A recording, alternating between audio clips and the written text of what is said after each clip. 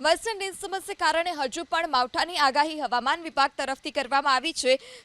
રાજ્યના 16 જેટલા જિલ્લામાં માવઠાની આગાહી। હવામાન વિભાગના મતે સૌરાષ્ટ્ર, મધ્ય ગુજરાત અને દક્ષિણ ગુજરાતના જિલ્લામાં છૂટાછવાયા સ્થળોએ ગાજવીજ સાથે હળવા વરસાદની આગાહી કરાઈ છે। આજે સૌરાષ્ટ્રના ગીર સોમનાથ, અમરેલી, ભાવનગરમાં કમોસમી વરસાદની આગાહી કરવામાં આવી, જ્યારે મહીસાગર, પંચમહાલ, દાહોદ, આણંદ, વડોદરા અને છોટાઉદેપુર જિલ્લામાં પણ માવઠાની આગાહી કરાઈ છે।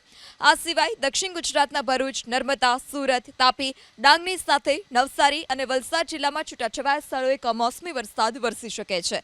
સંઘ પ્રદેશ દીવ, દમણ અને દાદરાનગર હવેલીમાં પણ માવઠાની આગાહી કરવામાં આવી।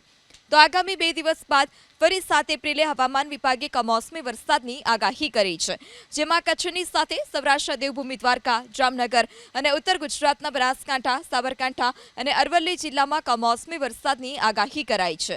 પંચમહાલ, મહીસાગર, દાહોદ, છોટાઉદેપુરમાં પણ માવઠાની આગાહી કરાઈ। તો દક્ષિણ ગુજરાતના નર્મદા, તાપી, ડાંગ જિલ્લામાં ગાજવીજ સાથે હળવો વરસાદ વરસી શકે છે। હવામાન વિભાગ મુજબ 8 એપ્રિલ બાદ લઘુત્તમ તાપમાનમાં 2 થી 3 ડિગ્રી સુધીનો વધારો થશે।